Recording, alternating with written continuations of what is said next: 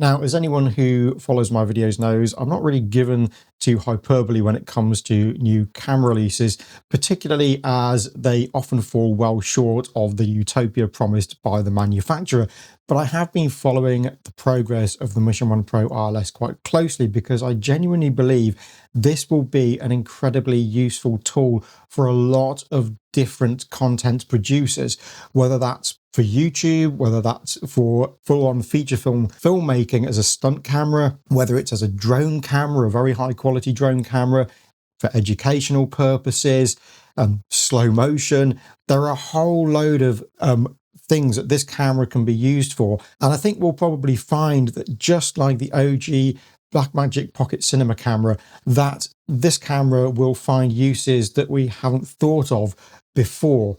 Now for this review, I'm not going to be going over all the features of the Mission 1 Pro again. I covered that in my previous Mission 1 Pro review video. So if you want to check out that and my opinion on the general image quality and slow motion modes, make sure you check that out. For this, I'm going to be focusing much more on the unique features of the ILS version. Now, its price alone makes it a very compelling product. There simply isn't anything on the market that is of this price that has this kind of capability. It just doesn't exist. You know, we're talking what, $700 in the US and around £600 in the UK. So I think for the price alone, combined with its capability, this is a camera that should be of significant interest to a lot of different people. Now, when Blackmagic Design first came out with the Pocket Cinema camera, it did come under criticism. You know, this was a camera that had a very weird form factor compared with most cameras at the time, particularly cameras that were deemed to be cinema cameras. It came under criticism for the size of its sensor. Does that ring any bells? Now, while the original Pocket Cinema camera had lots of flaws, including its absolutely abysmal battery life, it found lots of fans just because of its sheer image quality. Now, these days, the image quality probably isn't up there. It had lots of moire and aliasing, but it just had a very organic, filmic look that a lot of cameras these days simply don't have.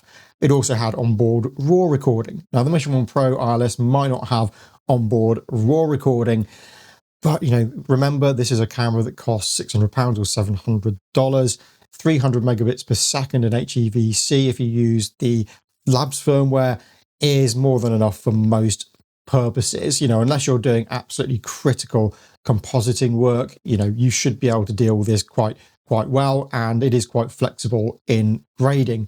But to judge it on those terms would be to miss the point a bit about this camera. You also need to take into account its incredibly good battery life. You know, this, I can't emphasize this enough, because a lot of mirrorless cameras, and in particular, even the current Pocket Cinema cameras from Blackmagic Design, don't exactly have great battery life without some sort of external grip or external power supply going into them. This camera is small, well, it's actually very tiny, and yet it still has that incredibly good battery life, and you can't really underemphasize that. It's quite incredible. It means that the package can be kept really small throughout. You don't have to do any rigging with extra power supplies that could bulk the whole thing up. You can rig it up as much as you like, or you can keep it as bare bones as much as you like. But if you did want to bypass the internal codec of the camera, you can do that. You can hook this up to something like a Ninja recorder using the Media Mod 2, and you can record up to 4K at 60 frames per second, and you'll be able to record that on ProRes to an external recorder. But of course, doing that does bulk the system up, and you will require a bit of rigging to do that. If you don't have the Media Mod 2, you can put a signal out to a monitor like the Ninja, or you can use your phone, but that's for monitoring purposes only. It's designed so that you can see the focus peaking and other information. It's not designed as a clean signal for recording. So for that, you would need the Media Mod 2, as far as I'm aware. Now, let's talk about the crop factor of the lens and the lenses that you could potentially use with the Mission 1 Pro ILS. Now, I have to dispel a myth here about the idea you can't get a decently wide angle lens for it. This is not true. So I've been using this. It's the Laowa 6mm T2.1. Now, that's a very wide lens. When it's put onto the Mission 1 Pro ILS, you get a crop factor of 2.7 without HyperSmooth and 3.3 with HyperSmooth turned on. And what this means is that with that 6mm lens, if you have HyperSmooth turned off, you're getting the equivalent of a 16mm lens on a 35mm camera. So you're getting the same field of view as a 16mm lens on a 35mm or full frame camera. With HyperSmooth turned on, it's closer to an 18mm. Now, in anyone's books, a 16mm and an 18mm lens on a full frame camera is pretty wide, you know, so you can get wide angle lenses for the Mission 1 Pro ILS. Now, if you can't stretch to the cost of the Leica, there are other options out there. There is an 8mm from Maker, and also SLR Magic also have an 8mm lens as well. Now, this is going to give you a slightly less wide image. It's around the equivalent of 21mm with HyperSmooth turned off, but that is still a really usefully wide lens for general purpose.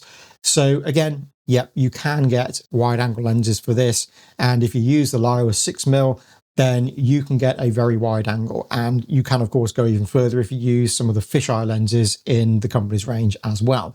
And just for a bit of added detail, I'm using the Cine version of the lens. There is a standard 6mm that Leica make, but that requires electronic contact. So you'll need the Cine version of the lens in order to get the full manual control over it that you need with the Mission 1 Pro ILS. Now, on the telephoto range of things, this is where this camera really gets interesting. So I've got these vintage Pentax primes that I've been using from the 1970s. I've got a 50mm f1.7, which I've been using. Now, with the standard crop factor or magnification factor, that gives you the same field of view as a 165mm lens on a 35mm camera.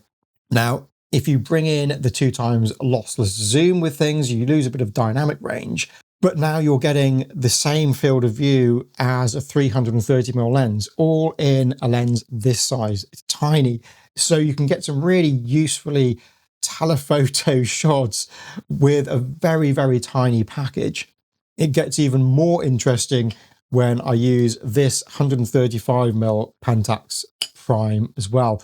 Now, 135mm is just a sort of general use telephoto, but once it's put on the Mission 1 Pro ILS, things get really interesting.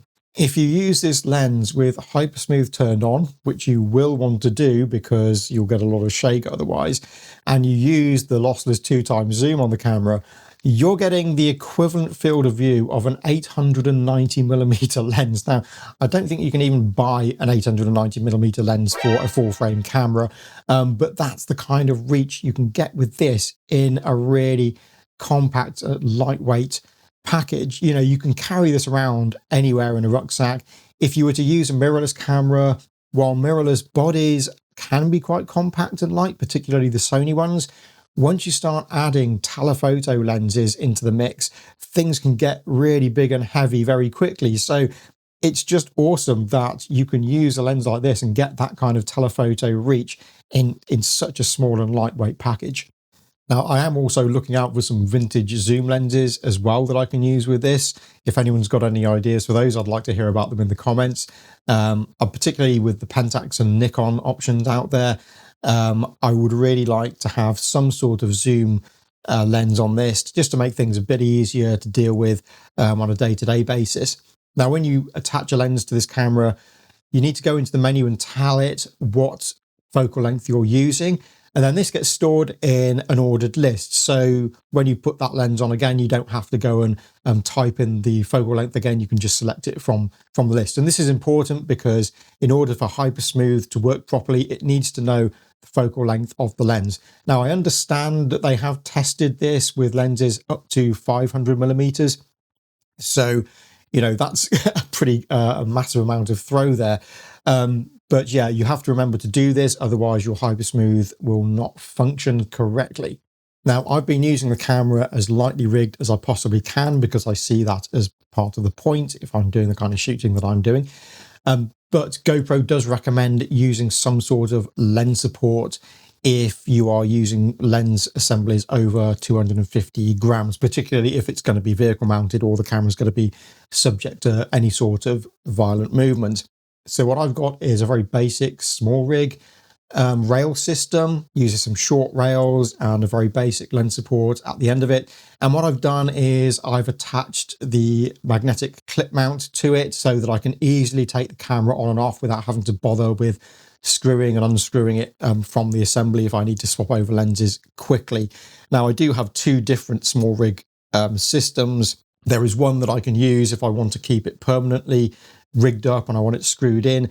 But when I put the magnetic mount onto that, it became a bit tall and unwieldy. So I used an existing system that I had instead to keep it a bit lower profile. But it seems to work really nicely.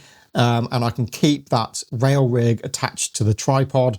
And so if I do need the lens support, it's really easy for me to put the camera on and off. Now, as anyone who's been following this camera knows, it is manual focus only. There are no electronic contacts to talk to any lenses. There's no autofocus system.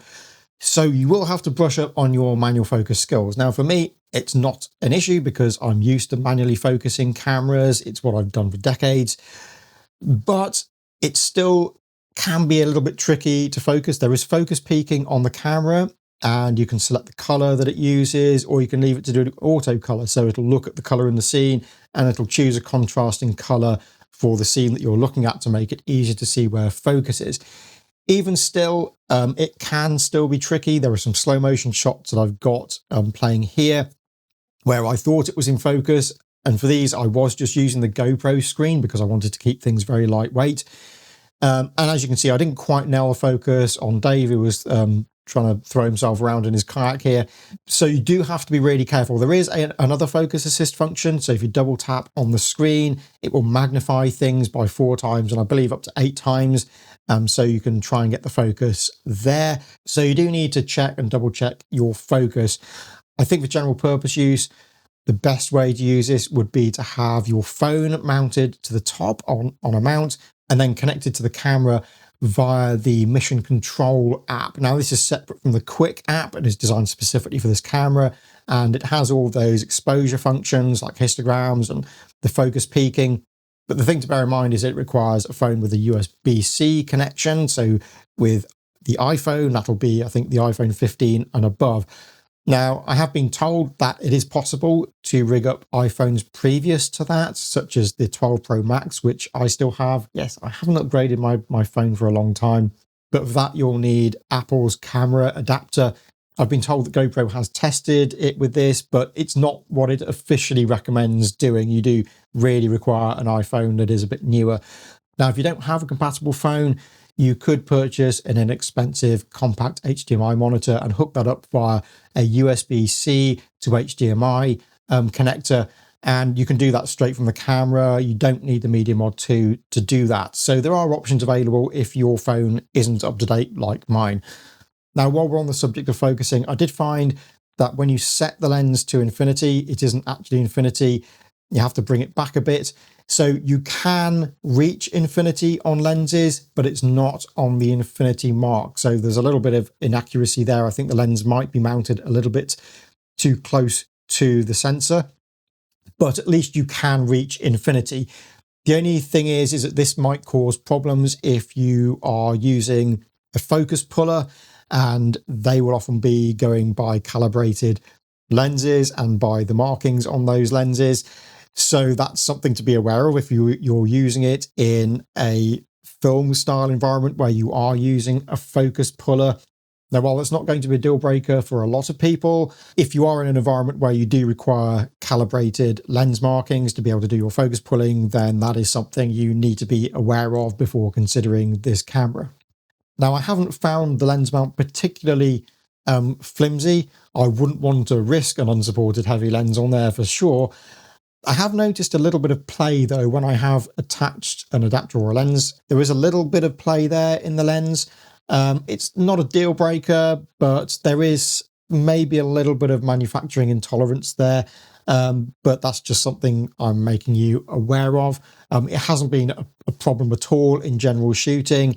Sometimes if I've moved the iris in a certain way, it has just played a little bit, and you have seen that in the image. So that is something to be aware of. Now, if you don't have any external monitoring going on and you're keeping this to the bare bones minimum in terms of rigging, I would very highly recommend that you install the Labs firmware onto it so that you've got access to the histogram functionality, which will really help you with your exposure. Now, just as an aside, if you do need to rig up the Mission 1 Pro ILS, make sure that your rail rig can offset the camera. Unlike a mirrorless camera, the lens on the Mission 1 Pro ILS is offset to one side. So you need to take that into account when you're choosing your lens support system.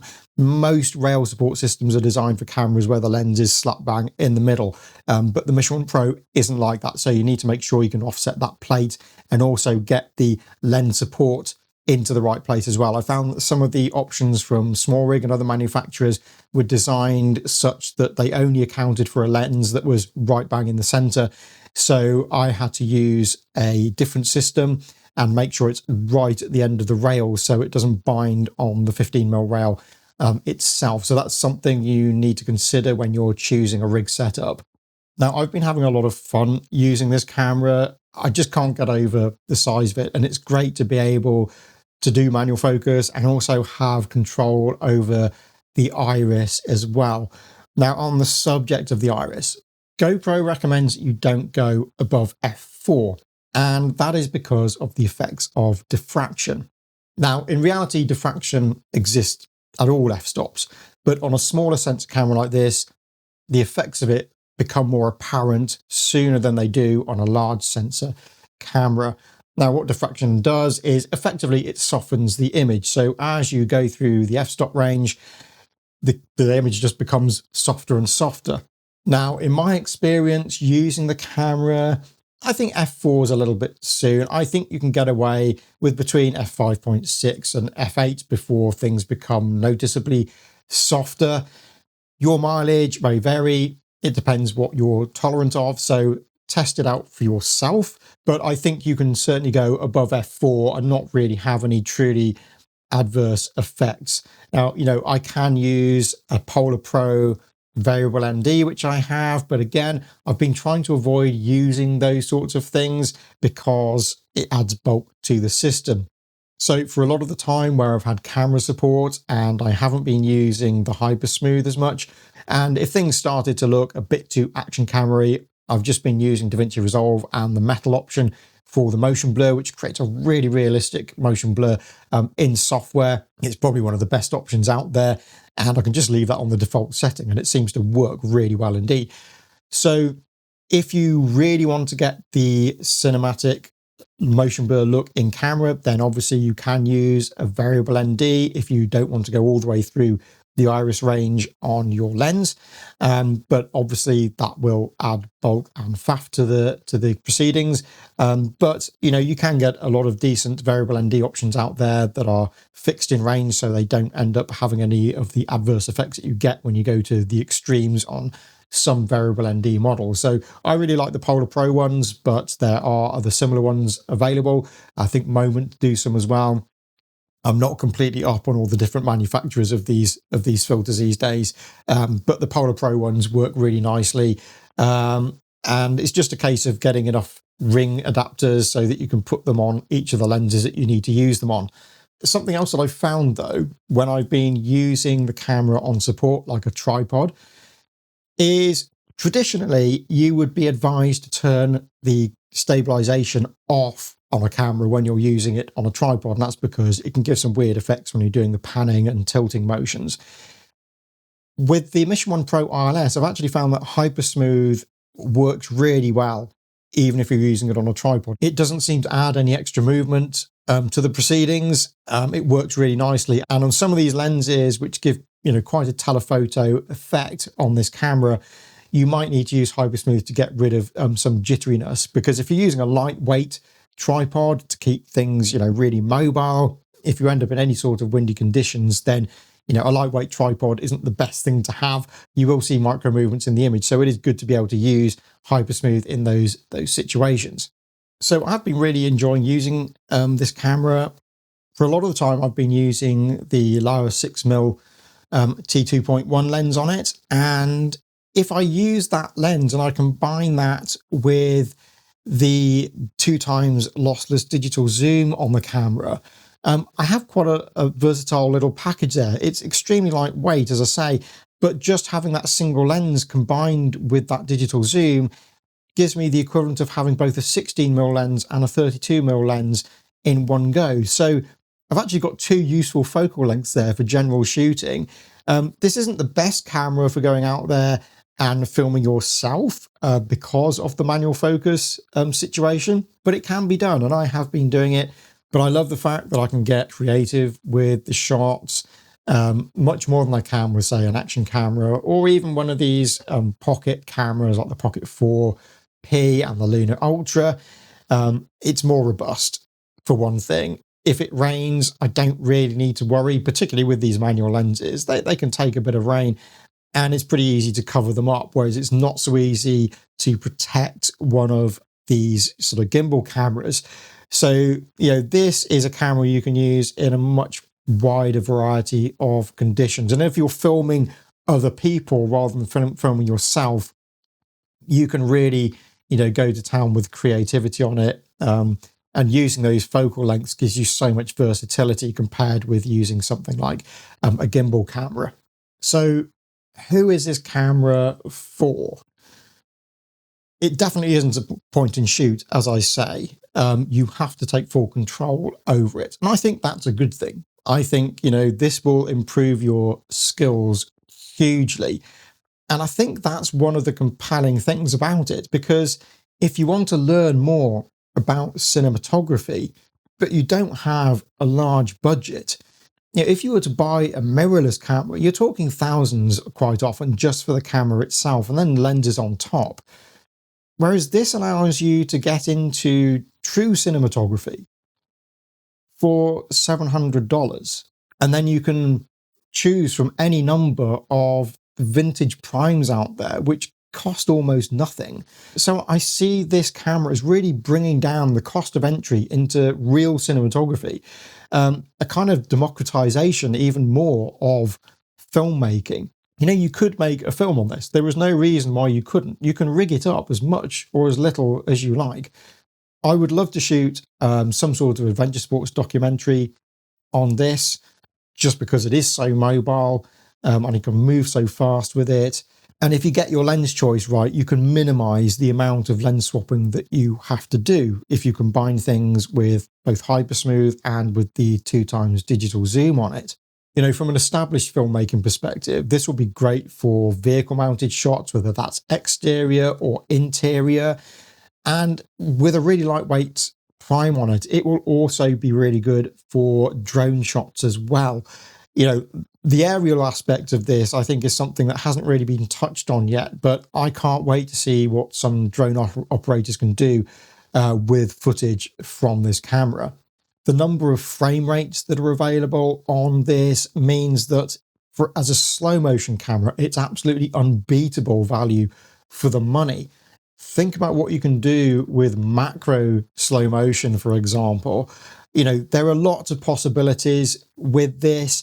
And when I've been using it in the 480 frames per second mode, you can really nail that focus. And I think, to my eye, it looks higher quality than it did in the normal Mission 1 Pro camera. And I think that's because you can really nail down that focus and also have that background separation that you just can't have with the standard Mission 1 Pro. So those frame rates are made even more useful and even more versatile. And just for general macro use as well, you could put a probe lens on it and get some incredible shots that way. So I think this is a camera that will find uses and a lot of applications that we haven't really thought about. And I think the world's your oyster, really. In the lead up to its release, I've had people commenting on the videos I've made previously about the camera, saying that they don't see the point of it, or this or that camera does things better.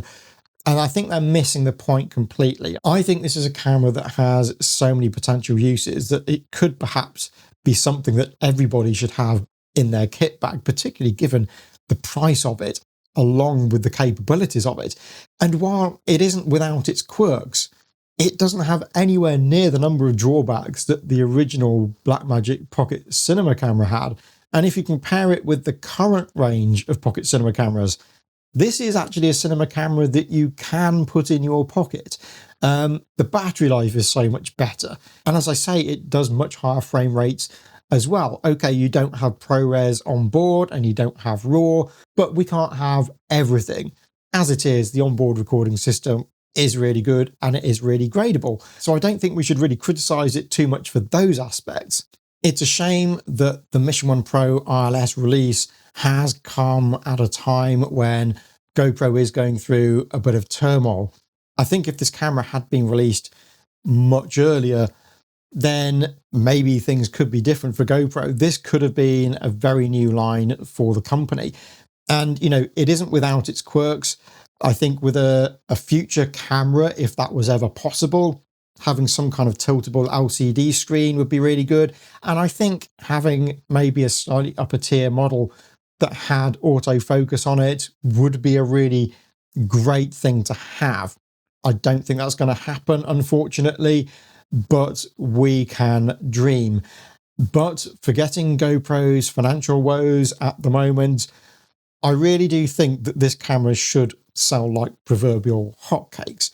I just cannot think of a camera in its price range that has anything like the capabilities of this. So it would be a shame if it wasn't a big seller. It's going to be available for purchase to the general public about a week after this review goes out. So to conclude, if you're making vlogs and self-shooting, then the lack of autofocus will be a bit limiting. But if you want an ultra compact, ultra inexpensive camera that you can do real cinematography with, then the Mission 1 Pro ILS is one of the most compelling cameras I've seen on the market for a very long time. So if you've made it this far into the video, please do consider giving me a like and maybe even a subscribe, and I will see you all in the next one.